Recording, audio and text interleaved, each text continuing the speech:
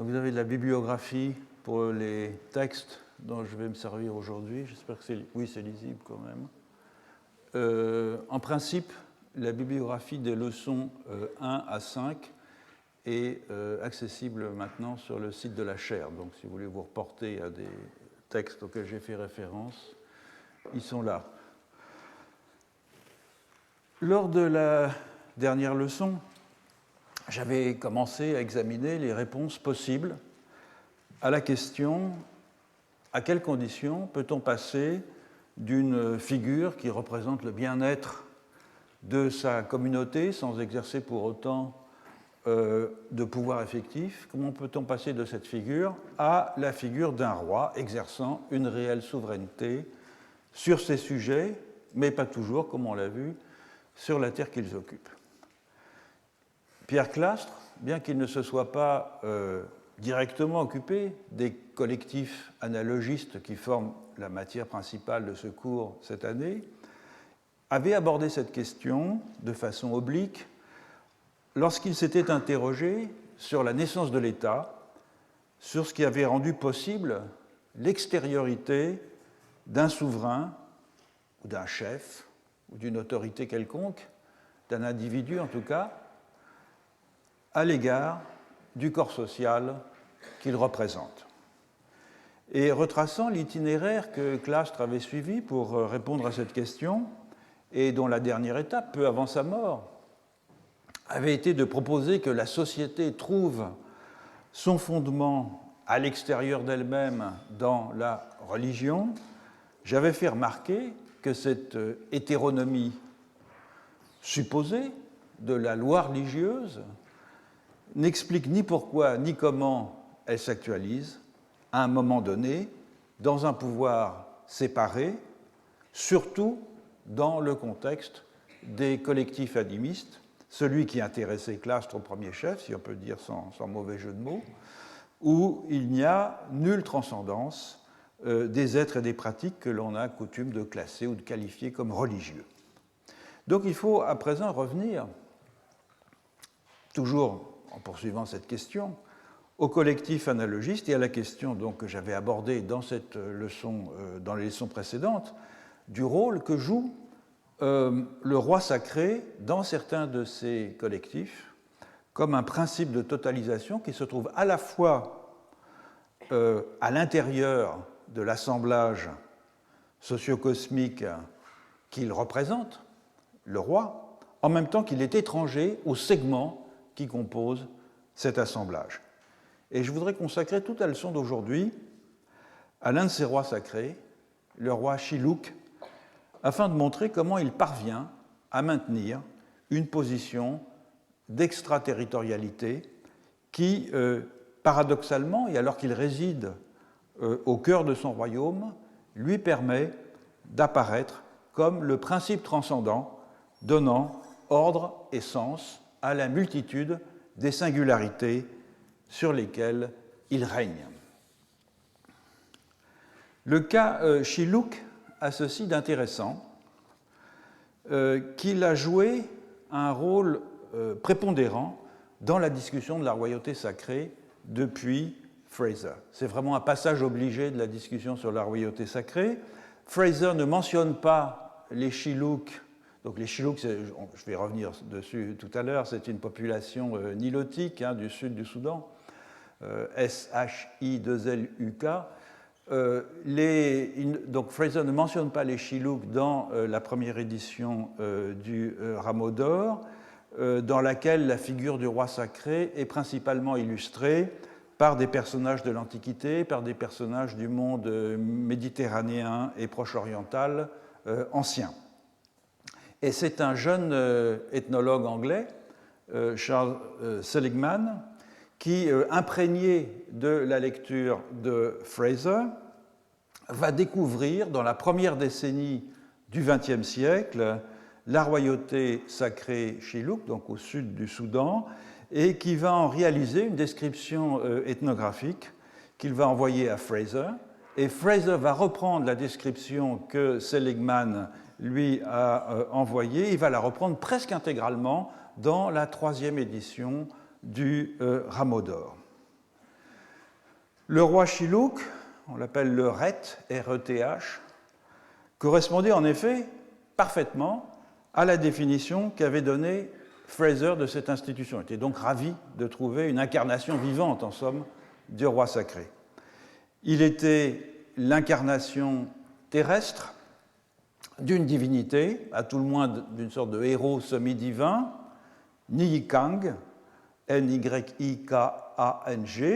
le fondateur de la nation Shilluk, et qui, du fait qu'il devait pouvoir transmettre le roi rituellement ses pouvoirs de fertilité cosmique à un successeur, devait être tué, donc une des caractéristiques du roi sacré, afin que cette transmission se passe sans solution de continuité. Et la discussion donc sur la royauté sacrée, dans l'anthropologie britannique au premier chef, pendant plusieurs décennies, a mobilisé le cas Shilluk de Oakart, par exemple, à Evans Pritchard. Vous avez ici les références de plusieurs de ces textes qui discutent la royauté sacrée Shilluk. Quelques précisions donc sur les Shilluk. Donc, vous voyez, on a ici le Soudan du Sud, qui est une nouvelle nation séparée, indépendante du Soudan du Nord. Les Shilluk sont à la frontière entre le Soudan du Sud et le Soudan du Nord. Ces deux petites poches là, au bord du Nil. Une région qui est assez fertile, périodiquement inondée par les crues du Nil. Ils sont environnés par les deux populations principales de cette région, des populations nilotiques qui sont les Dinka et les Nuer, dont je vais beaucoup parler dans cette leçon. Comme vous le savez sans doute, le Soudan du Sud est en ce moment traversé par une très grave guerre civile, la famine y règne, et sans vouloir faire de transposition automatique entre les traditions culturelles locales et la vie politique contemporaine, il est quand même très probable que la tradition de raid systématique entre en particulier les Shilluk, les Dinka et les Nuer, d'une part, et d'autre part, la tradition de vendetta interne pour régler les problèmes politiques, disons, à l'intérieur de chacune de ces grandes nations, joue probablement un rôle sur la désagrégation. D'ailleurs, c'est absurde de parler de désagrégation, puisqu'il n'y a jamais eu d'agrégation, en tout cas sur l'état de décomposition actuel du Sud-Soudan. Ça, c'est le roi Shilluk au début du XXe siècle.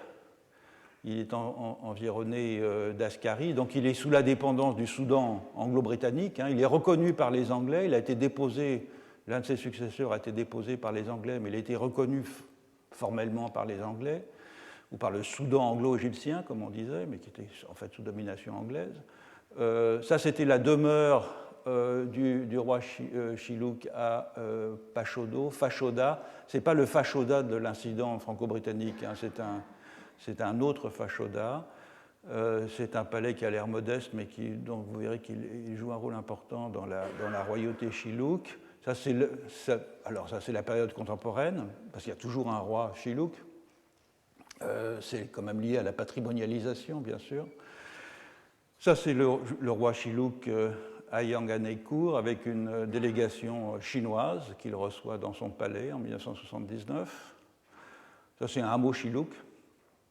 En 1910, photo de Seligman, donc l'ethnographe qui a fait la première grande description ethnographique de la royauté Shilluk. Et ça, c'est un hameau Shilluk contemporain. Vous voyez, les différences ne sont pas très grandes. Cela dit, les Shilluk contemporains vivent aussi en partie dans des camps de réfugiés.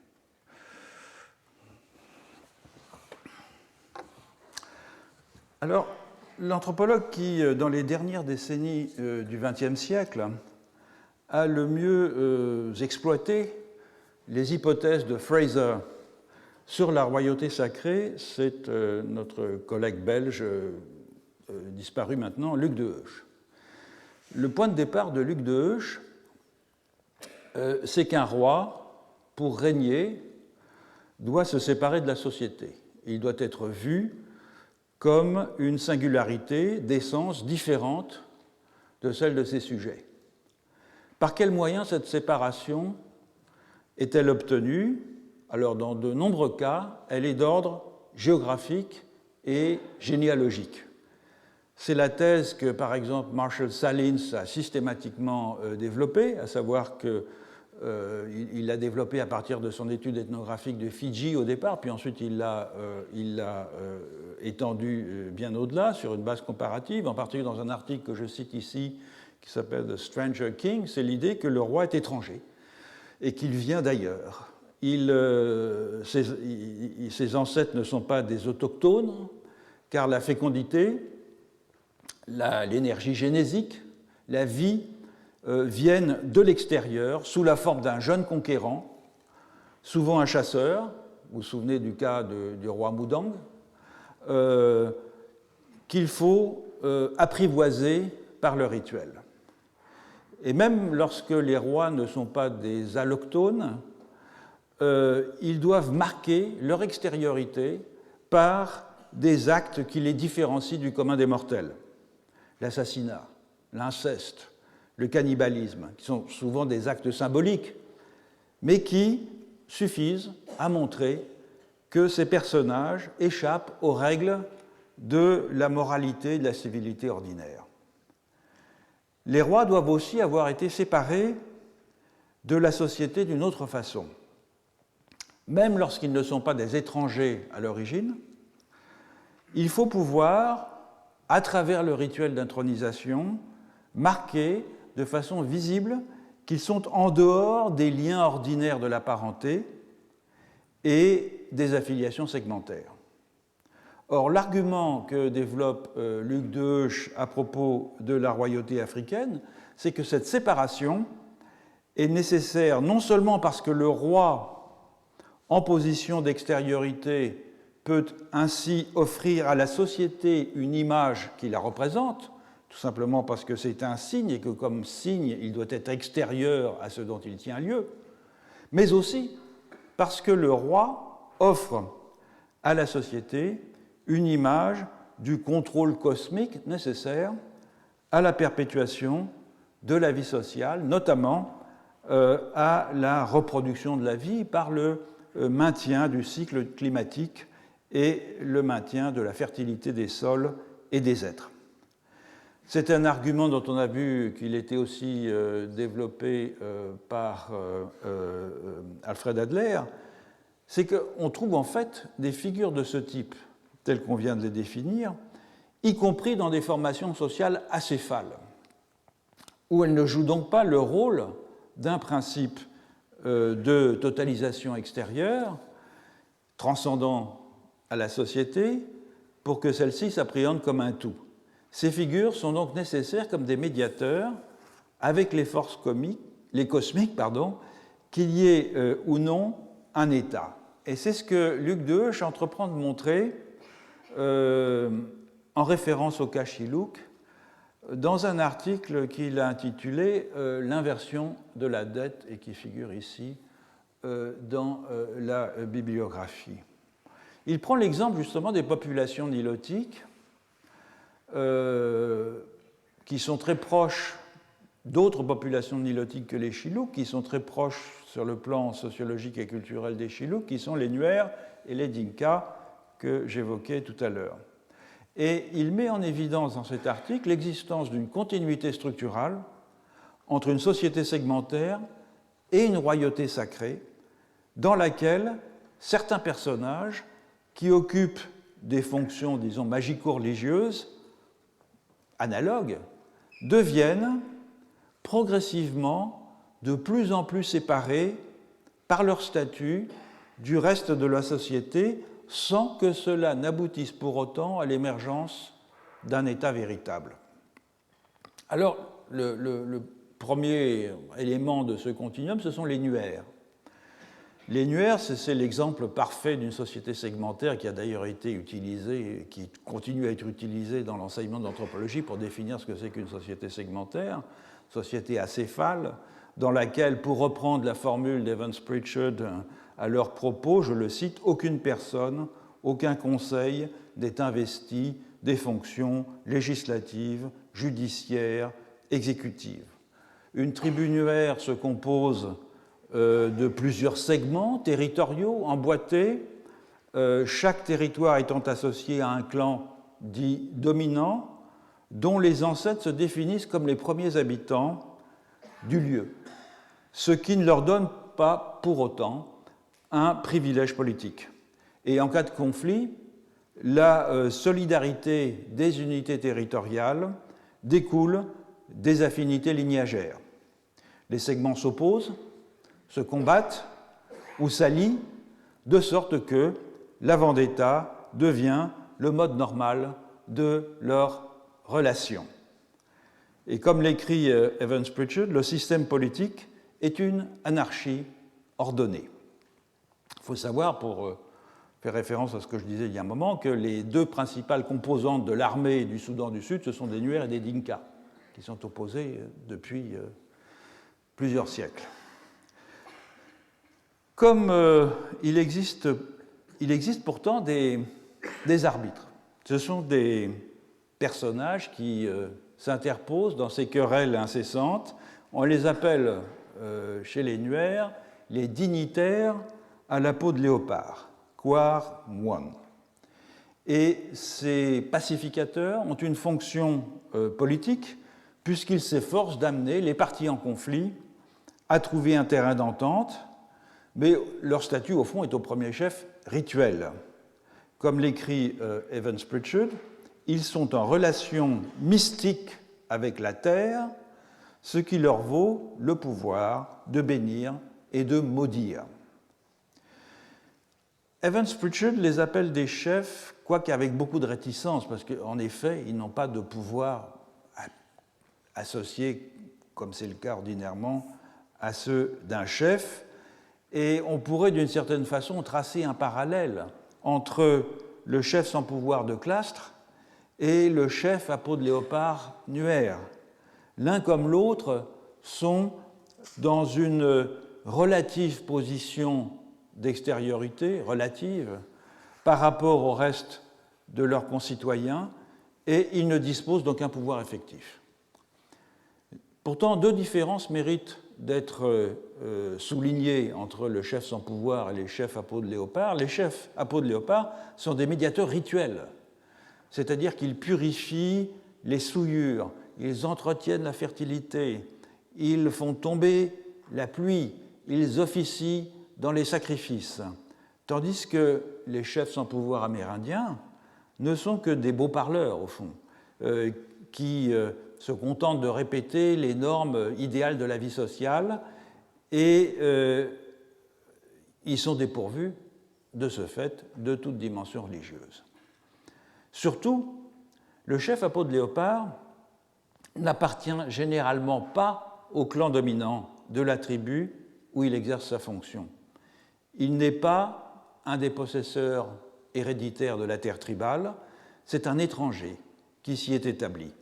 Autrement dit, par contraste avec l'extériorité relative du chef sans pouvoir amérindien tel que Clastres le caractérise et qui est fondée sur une différence statutaire exclusivement, l'extériorité du chef à peau de léopard est aussi fondée sur une certaine extériorité par rapport au territoire même sur lequel il exerce une fonction rituelle. Lui aussi est un étranger qui vient de loin. Donc les deux figures du chef sans pouvoir, chef à peau de léopard, sont bien caractérisées par une autorité privée des moyens de s'exercer, mais le chef Nuer jouit de fait d'une situation doublement extérieure par rapport au collectif. Il est une condition de possibilité de certains aspects du bien-être commun, et c'est très important évidemment, et il est aussi un étranger au territoire. Double caractéristique dont on voit qu'elle pourrait constituer l'amorce d'un principe de totalisation du collectif, au moins à l'échelle locale. Les voisins des Nuer, les Dinkas, présente une sorte de transformation structurale de la formule Nuer. C'est une société segmentaire qui est à bien des égards qui à bien des égards est analogue au Nuer, mais les Dinkas sont répartis en deux types de clans. Les clans dits détenteurs de la lance de guerre et les clans dits détenteurs de la lance de pêche. Et c'est dans ce dernier groupe que se recrutent les spécialistes rituels à la fonction héréditaire que l'on appelle les maîtres de la lance de pêche. Chaque clan Dinka est en relation avec un génie tutélaire, mais ceux des clans des maîtres à la lance de pêche sont les génies les plus puissants et les bienfaits pour lesquels on les sollicite s'étendent bien au-delà du clan à l'ensemble de la tribu. Autrement dit, cette division interne a pour résultat de séparer la fonction rituelle de la fonction guerrière. Les maîtres de la lance de pêche, ils guérissent les maladies, ils assurent la vitalité de la terre, ils assurent la prospérité, et certains d'entre eux peuvent même atteindre une réputation exceptionnelle. À l'ordinaire, la fonction politique des maîtres de la lance de pêche est analogue à celle des chefs à la peau de léopard Nuer. Ce sont des médiateurs dans les conflits. Mais ils s'en distinguent par l'étendue beaucoup plus grande de leur pouvoir religieux. Godfrey Linnott, qui est le grand ethnologue anglais à qui on doit les descriptions des Dinka, dit des maîtres à la lance de pêche qu'ils sont, je le cite, en partie divins. C'est donc un statut ontologique à part qui les rapproche des rois divins à la Fraser. Comme eux d'ailleurs, les maîtres de la lance de pêche, des clans à la lance de pêche, sont tués lorsqu'ils atteignent un âge avancé. Ils ne possèdent pas pour autant de pouvoir politique direct. Ils ne jouissent pas non plus de privilèges particuliers en dehors du prestige qu'on leur accorde. Autrement dit, ils sont proches d'un côté du chef à peau de léopard, sauf que leur extériorité, elle est peut-être beaucoup plus accentuée du fait des propriétés thaumaturgiques intrinsèques à leur hérédité. Les chefs à peau de léopard Nuer se différencient du corps social de façon contingente par la fonction qu'on leur reconnaît. Les maîtres de la lance de pêche sont différents par essence. Et ça fait un saut dans ce continuum qui nous mène des Nuer aux Dinka. Troisième élément de ce continuum, les Chiluk. Les Chiluk, qui sont voisins, comme on l'a vu tout à l'heure, des Dinka et des Nuer, ont quant à eux fait basculer le pouvoir rituel tout entier du côté du roi divin. Les divers segments lignagés ont en effet confié la fonction religieuse à un être unique, le roi, le Ret, R-E-T-H, considéré comme une incarnation de l'esprit Ni Kang, qui est l'ancêtre fondateur de la dynastie et le garant de la fécondité. Alors le Ret, Fraser s'y est pas trompé, et ni Seligman, a tous les attributs du roi divin, y compris d'être exécuté quand ses forces déclinent, mais il n'est pas à la tête d'un appareil d'État, et à l'instar du roi sacré Mundang, il n'a aucun contrôle sur la terre, dont la gestion incombe au maître de la terre, représentant les clans dominants. En outre, comme chez les Dinka, la séparation de la fonction guerrière et de la fonction rituelle est complète, puisque le roi sacré Chiluk n'avaient pas le droit d'aller au combat. La différence entre le Rhet, le roi Shilluk, et les plus prestigieux des maîtres de la lance de pêche d'Inca, dont je vous rappelle que Linhart disait qu'ils étaient quasi divins, c'est que le roi Shilluk possède un harem considérable, alimenté par les clans, tandis qu'il se situe lui-même en dehors du circuit des alliances. Autrement dit, il ne donne pas ses nombreuses filles en mariage et il se trouve isolé dans le tissu de la parenté et de l'alliance. Il ne participe pas aux échanges matrimoniaux. C'est un point important parce qu'on va le voir ensuite réapparaître sous d'autres formes, en particulier sous une forme inverse. Dans les dernières leçons où je vais parler de l'Empire Inca, on va le voir apparaître dans une forme inverse avec le souverain Inca. Et c'est en ce sens donc que le roi Shilluk représente un nouveau stade dans la séparation entre une figure solitaire, sacralisée, incarnant la fécondité et le renouvellement cosmique, et les autres membres du collectif qui lui confient des fonctions rituelles.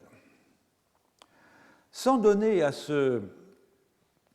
à l'isolement de plus en plus grand, ou à la séparation de plus en plus grande des fonctions rituelles au service de tous, dans les trois cas considérés, la valeur d'une échelle évolutive, évidemment, Luc Deuche considère néanmoins que la séparation de ceux qui occupent les fonctions, ces fonctions religieuses, cette séparation est un trait structurel originaire du pouvoir sacré, eh bien d'être l'intermédiaire entre la société et les forces cosmiques, très structurel, sans doute nécessaire à l'apparition de l'État, sous certaines de ses formes du moins.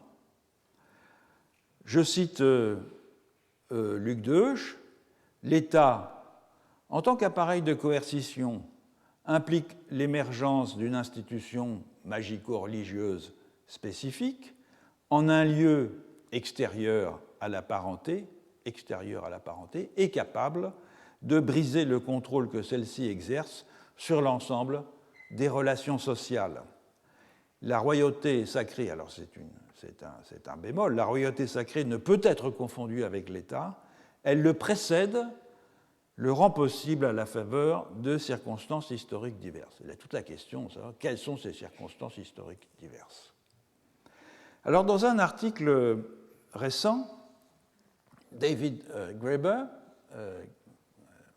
anthropologue anglais bien connu, notamment pour ses travaux sur la dette et sur la bureaucratie, qui est un spécialiste de Madagascar par ailleurs, enfin récent, il est de 2011, Graeber a critiqué l'interprétation que donne Luc Deuche de la royauté sacrée Shilluk.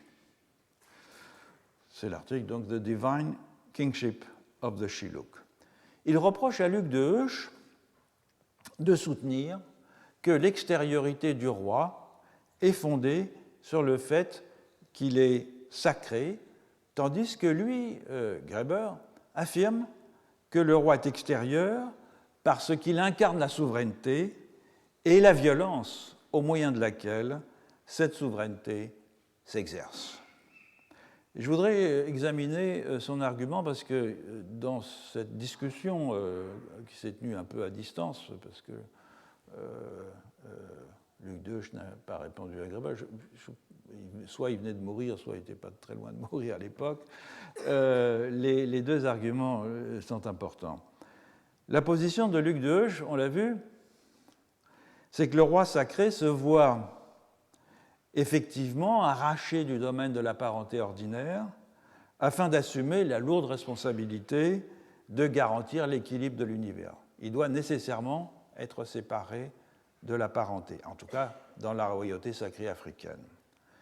Bref, dans les termes que j'emploie, il est le roi converti en une instance de totalisation, notamment par le rituel d'intronisation et le comportement qu'il doit adopter, qui le place de façon visible à l'extérieur de la société. En outre, et à la différence de l'interprétation que Evans Pritchard avait donnée de la royauté sacrée Shilluk dans la conférence Fraser de 1948, et où il voyait l'extériorité du roi comme une sorte de responsabilité politique nécessaire du fait que le roi avait pour fonction de représenter la société symboliquement, raison pour laquelle il devait s'en extraire. À la différence de cette interprétation d'Evans Pritchard, Luc de Heusch part du principe que le roi est extérieur au premier chef parce qu'il représente la société vis-à-vis du cosmos. Il n'est donc pas simplement le signe du corps social qui doit être nécessairement séparé de ce dont il tient lieu, comme je l'ai dit tout à l'heure, mais aussi parce qu'il représente une instance qui est externe à la société. C'est ce qui explique, selon Luc de Heusch, que l'on trouve les mêmes rites et les mêmes conceptions de la fonction chez des rois sacrés et chez des spécialistes rituels totalement dépourvus de pouvoir politique, comme par exemple les chefs à peau de léopard nuaire. Pour Graeber, au contraire, et par contraste, l'attribut du roi sacré, c'est la souveraineté, qu'il définit comme le droit d'exercer la violence impunément. Alors on remarquera que cette définition de la souveraineté, qu'il emprunte à deux politistes contemporains qui sont Thomas Hansen et Finn Steplutat dans leur livre Sovereign Bodies, que je cite ici que je mentionne dans la bibliographie, cette définition elle n'est pas très éloignée de celle que Max Weber avait proposée dans Le savant et le politique lorsqu'il qualifiait l'État comme une communauté détenant le monopole de la violence légitime. La différence entre la légitimité d'un côté et l'impunité de l'autre n'est en effet pas très grande si l'on considère, comme semble faire ici Graeber, que le roi est l'incarnation de l'État et que la violence qu'il exerce ne peut être réprimée puisqu'il est justement dans ses attributs d'exercer cette violence. La position de Graeber, elle est donc politique et morale, et non symbolique, comme celle de Luc de Heusch. Le roi n'est pas transcendant à l'ordre social parce qu'il doit s'en séparer pour en devenir le principe constitutif, mais parce qu'il doit être extérieur aux règles de la morale et de la justice ordinaire, en exerçant une violence parfois perçue comme aveugle et arbitraire, de façon à apparaître comme le fondement du système moral sur lequel la société est bâtie. Donc le roi, pour Graeber, n'est pas divin parce qu'il incarne ou représente un dieu, mais parce qu'il adopte le comportement paradoxal d'un dieu, à la fois protecteur et violent, juste et injuste, constant dans son devoir de justice, mais aussi imprévisible dans les châtiments qu'il inflige. Bref, c'est l'arbitraire des actions du roi qui en fait un être transcendant à la vie sociale ordinaire et donc capable, de ce fait, de constituer le fondement légitime. Alors, avant de discuter les propositions que Graeber oppose à celles de Luc de Heusch, il faut examiner un moment les données factuelles sur lesquelles il les appuie, ces propositions, à savoir les cas de violence arbitraire dans la royauté Shilluk. Graeber consacre une trentaine de pages de son article à passer en revue ces cas de violence arbitraire, sans que l'on soit, c'est en tout cas mon avis, très convaincu au terme de son inventaire par les exemples qu'il donne. Examinons ces exemples tour à tour, enfin certains d'entre eux en tout cas. Le premier domaine qu'il aborde, c'est celui de la cosmogonie, ou plutôt de cette partie de la cosmogonie Shilluk qui concerne le héros culturel à l'origine de la nation Shilluk, Nihikang. Donc Nihikang, à l'origine, habite dans une terre lointaine et, suite à une querelle de succession dynastique, il est obligé de s'enfuir avec des compagnons poursuivis par son demi-frère. Son demi-frère s'appelle Duwat. Nihikang et Duwat s'affrontent de part et d'autre d'une grande rivière et Duwat lance un bâton à fouille à Nihikang et lui dit de s'en servir pour creuser la tombe de ses compagnons.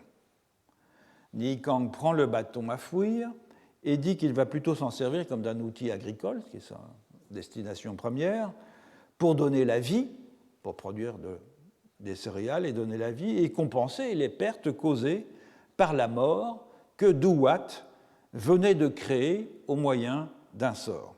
Donc on voit ici un acte de violence transformé en un instrument potentiel d'autonomie, un symbole de mort détourné en un instrument pour produire la vie. Bref, la souveraineté de Nihikang, au moment où elle se constitue, elle ne s'exprime pas par la violence arbitraire, mais au contraire par l'aptitude à perpétuer la vie. Après cet épisode, Nihikang séjourne dans un lieu appelé Tura, où il épouse la fille du chef local, qui lui donne un fils qui s'appelle Dak. Ce fils devient rapidement incontrôlable, violent, il attaque les membres de sa communauté, il pille les maisons, et selon son bon plaisir, les membres de la communauté décident qu'il faut s'en débarrasser. Ils se réunissent donc, et pour se préparer à tuer Dak, chacun devant lui porter un coup de lance pour que la responsabilité soit partagée entre tous. Leur plan échoue, car Dak a été prévenu et il substitue une effigie à sa personne, de sorte que c'est une sculpture de bois que les membres de la communauté tuent à la faveur de la nuit. Alors, Graeber interprète cet épisode comme une sorte de parabole sur le fait que tant le roi que son peuple se constituent mutuellement par une violence arbitraire. Il me semble beaucoup plus simple d'y voir, au contraire, que la violence et l'arbitraire du comportement de Dak ne demeurent pas impunis, puisque les membres de la communauté se décident à y mettre fin, même si leur projet avorte. Alors, divers épisodes se succèdent encore jusqu'à ce que Nihikang, Dak et leur petite suite arrivent en pays Shilluk, où Nihikang établit ses compagnons et, chose intéressante, découvre que les habitants du pays Shilluk sont en réalité des humains qui ont une apparence animale, dont il va révéler la véritable nature en les convertissant dans cette opération en ancêtres des clans Shilluk contemporains. Pourquoi est-ce que l'épisode est intéressant ? Eh bien, il est intéressant parce qu'il fournit une sorte de clé, disons, logique, du passage d'un collectif animiste à un collectif analogiste par l'intervention d'un principe de totalisation. En effet, des animaux de diverses espèces qui se voient eux-mêmes comme des humains, mais qui voient les animaux des autres espèces comme des animaux, et qui vivent donc dans un régime animiste que Eduardo Viveros de Castro qualifierait de multiperspectiviste, finissent, grâce à l'intervention d'un héros culturel, par se voir tous comme des humains. C'est-à-dire, ils partagent, au terme de leur transformation, la perspective unique du créateur, du collectif socio-cosmique dont ils sont devenus des segments. Il n'y a aucune perspective unique dans un collectif animiste, et il n'y a que des perspectives multiperspectivistes, justement, alors que, précisément, le principe des collectifs analogistes, c'est qu'il y a la possibilité de totaliser l'ensemble des perspectives dans un point de vue unique. Donc on a ici une parabole, enfin, en somme, sur le passage d'un collectif d'un type à un collectif d'un autre type. Ce processus de socio-cosmogénèse est d'autant plus significatif qu'il est à l'évidence le résultat d'un processus soigneusement planifié et non le produit d'événements décousus. Dans son essai de synthèse sur les Chiluk, qu'il a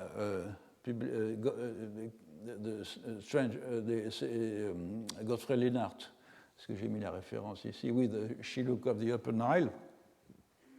Dans cet article, dans cet essai de synthèse, Godfrey Lennart montre bien qu'à la différence des héros culturels nuer ou des héros culturels dinka, donc des groupes voisins, qui ont engendré leur peuple en les enfantant, Ni Kang, lui, crée les Chiluk comme un véritable projet intellectuel.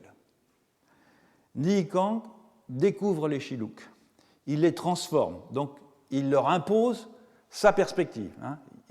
Alors qu'ils étaient séparés par le fait que chacun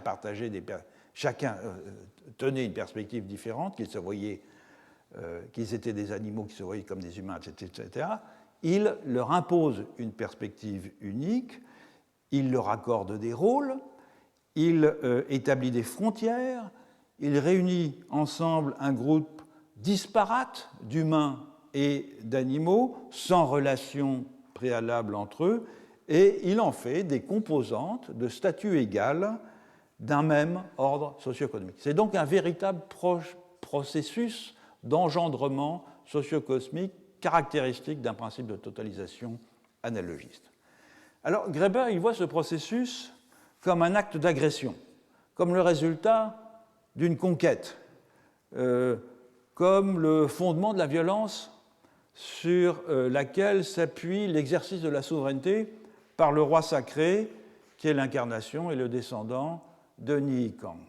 Comment ne pas voir, au contraire, dans ce processus de socio-cosmogénèse, une remarquable illustration de la nécessaire transcendance du principe de totalisation qui permet à un collectif analogiste de se constituer ou d'être constitué comme un principe, comme un ensemble, organisé. La matière est là, les êtres sont là, les lieux, mais ils sont disjoints, sans ordre, ni projet. Et c'est Ni Kang, non pas qui les crée à partir du néant, comme dans la Genèse biblique, mais qui les compose dans un monde structuré. L'examen par David Graeber des formes de violence royale dans les institutions Chiluk n'est guère plus convaincant. Graeber juge que le roi, le Ret donc, du fait de la brutalité avec laquelle il traitait ses rivaux potentiels, se comportait d'une façon complètement étrangère aux valeurs Chiluk. Et pourtant, Lennart, Godfrey Lennart, qui, lui, connaissait les Chiluk de première main, écrit que les rois, je le cite, sont sacrés parce qu'ils manifestent une énergie et un savoir divin, et cela vient de ce qu'ils sont forts, rusés, et réussissent ce qu'ils entreprennent, et aussi qu'ils apparaissent plus proches du surhumain que les hommes ordinaires. Toutes ces qualités sont, selon Lennart, au contraire, placées au pinacle des valeurs que les Chiluk respectent. Alors, il est vrai que les rois Chiluk possédaient d'abondants troupeaux qu'ils se procuraient en partie aux dépens de leurs sujets. Mais leur manière de se procurer ces troupeaux était toujours indirecte. Lorsque un groupe local causait des troubles dans une région, le roi demandait aux voisins de ce groupe local de monter un raid pour capturer leur bétail et pour brûler leur village. Une partie des animaux capturés lors de ce raid revenait au roi et le reste à ceux qui avaient mené le raid. Autrement dit, le roi Shilluk prenait grand soin de ne pas exercer une violence directe ou même de prélever directement un tribut. D'ailleurs, durant les 3 siècles qu'a duré la dynastie du roi sacré Shilluk, on ne trouve trace que de 2 rébellions du peuple contre le roi, ce qui, au vu des faibles moyens coercitifs dont le roi disposait pour mater les révoltes, ne peut que signifier qu'il n'exerçait pas en permanence une violence insupportable par ses sujets. Et de fait, l'essentiel du rôle du roi était rituel. Présider des cérémonies, demandant à Nyikang d'envoyer la pluie, ou bien procéder à des rituels de moisson. Il était même attendu du roi et de ses épouses qu'il travaille des champs attenant à leur résidence, ne serait-ce que de façon symbolique, afin d'embrayer en quelque sorte la fertilité des terres agricoles du royaume et l'abondance de leurs récoltes. Ce rôle liturgique du roi Shilluk est fondamental et il n'évoque en rien une manifestation de violence débridée et arbitraire. Dernier point qui milite contre l'idée d'une extériorité du roi fondée sur l'exercice de la souveraineté conçue comme monopole de la violence arbitraire, c'est la situation qui prévalait durant la période s'écoulant entre la mort d'un roi, comme je l'ai dit tout à l'heure, généralement tué par ses épouses lorsque ses forces déclinaient, et l'intronisation du nouveau roi. L'interrègne durait environ 1 an. Et les observateurs décrivent cet interrègne comme une période de chaos, de guerre civile larvée. Un chef Shilluk en donne une excellente définition en 1975. Je le cite, « Cette période d'interrègne est appelée Wang Yomo, l'année de la peur. C'est la période quand nous avons peur les uns des autres. J'ai peur de vous et vous avez peur de moi. Si nous nous croisons loin du village, nous pouvons nous tuer et personne ne nous en empêchera. L'année de la peur signifie que nous sommes tous effrayés parce qu'il n'y a pas de roi. » Donc ce n'est pas du roi que les Shilluks ont peur, de ses actes de violence arbitraires et de sa fantaisie perverse. C'est au contraire dans une veine qui est presque obscène de l'absence de souverain dont la personne, incarnation de la puissance divine et médiation avec les forces cosmiques, assure la paix et la prospérité du royaume. Alors reprenons en quelques mots les arguments de Graeber donc, pour les discuter.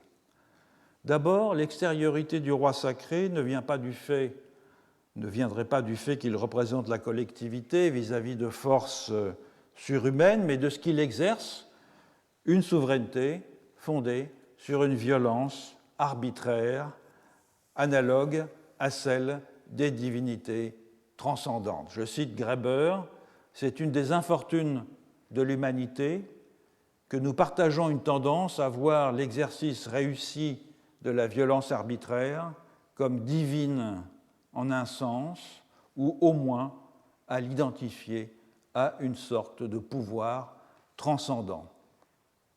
Mais le Dieu capricieux qui châtie sans raison n'est en rien universel. Ce n'est pas un universel de la nature humaine, c'est une caractéristique, au contraire, tout à fait singulière d'un ensemble culturel qui s'étend du Proche-Orient aux sociétés nilotiques. Et de ce point de vue-là, il y a une continuité culturelle évidente entre la façade orientale de la Méditerranée, le nord de la Méditerranée, la zone de l'Égypte et de la Nubie, et le monde nilotique. C'est donc une caractéristique de cette région. C'est une civilisation de pasteurs, semi-nomades, avec une organisation segmentaire, qui ont développé une même conception de la condition humaine soumise au décret d'un Dieu transcendant, conception qui demeure tout à fait exceptionnelle en dehors des religions abrahamiques et nilotiques. De fait, ce n'est pas le roi qui ressemble à un Dieu transcendant, mais bien, comme Ockart l'avait déjà fort bien montré, l'exact contraire. Ce sont des rois sacrés de plus en plus séparés du corps social que ces rois représentent, qui fournissent le modèle de la transcendance divine. Du reste, si l'on ne peut se rebeller contre un Dieu injuste qu'en le maudissant à l'inverse, on voit mal comment des rois sacrés pourraient être tolérés par ceux contre lesquels ils sont réputés exercer une violence arbitraire, si ces derniers, ceux qui sont soumis à la violence, ne voyaient en eux que des tyrans imprévisibles. Le fait que ce genre de rébellion est, d'une manière générale, assez rare, indique que les sujets du roi sacré voient en lui plus et autre chose qu'une source d'exaction insupportable et injustifiée.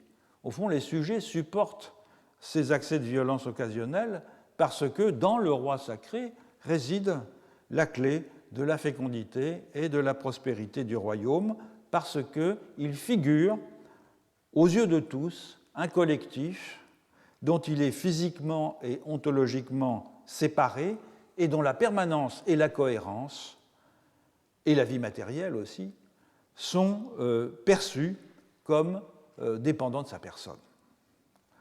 Un autre argument développé par David Graeber est que le roi est sacré parce qu'il est mis à part, et qu'il est mis à part de façon à ce que la violence puisse être confinée dans une sphère bien délimitée, qui est le domaine de la souveraineté royale, et donc ne pas déborder et infiltrer le reste de la société. Et dans cette définition du sacré, en fait, on reconnaîtra évidemment la patte de Durkheim. Ce qui est sacré, c'est ce qui est mis à part, c'est ce qu'il n'y a pas de mesure avec ce qui est profane, comme l'écrit Durkheim en particulier dans Sociologie et Philosophie. Toutefois, pour Durkheim, cette caractéristique en quelque sorte positionnelle de la sacralité, c'est-à-dire son isolement vis-à-vis des choses profanes, est un effet de ce qu'elle représente symboliquement et non sa condition constitutive. Ce n'est pas la séparation qui fait le sacré. Tout ce qui est à part dans la vie sociale n'est pas sacré, pas nécessairement sacré. Les choses dangereuses qui sont frappées d'un interdit, qui sont source de souillure ou de contamination, doivent être tenues à part, maintenues à distance, évitées. Elles ne sont pas sacrées pour autant. Autrement dit, dans maints contextes culturels, la violence débridée fait probablement partie de ces choses à éviter. Pas partout. Dans d'autres cas, elle est au contraire brandie comme une valeur. Et d'ailleurs, c'est le cas aussi dans les sociétés nilotiques, en tout cas pour les jeunes gens qui avaient à faire la preuve de leur virilité en menant des raids contre des clans voisins ou contre des groupes voisins pour voler du bétail. Donc la violence n'était pas quelque chose qu'il fallait éviter, elle était au contraire, pour certaines parties de la population, quelque chose à laquelle on aspirait. Donc, dans le cas du roi, la sacralité dont il est investi, n'est pas un effet de sa seule extériorité, elle résulte plutôt, au fond, de la fonction d'intermédiaire à l'égard du cosmos qui lui est dévolue et qui le distingue de tous les autres membres du collectif. Un autre argument qui est développé par David Graeber, c'est que la violence souveraine du roi définit ses sujets comme un seul peuple, puisqu'ils en sont tous les victimes solidaires. Alors on a vu que c'était un peu inexact, puisque la violence du roi Shilluk est toujours déléguée, qu'elle demeure de faible intensité et qu'elle est très inégalement répartie. Mais surtout, l'argument rejoint sur un autre plan l'hypothèse développée par Luc de Heusch, à savoir que le roi est sacré, tout simplement, et extérieur à l'ordre social, parce qu'il lui faut représenter non seulement cet ordre, dont il doit donc se distinguer, mais aussi la vitalité cosmique nécessaire à l'existence matérielle du collectif, et que le collectif doit être en mesure d'identifier dans une singularité qui est externe à lui-même.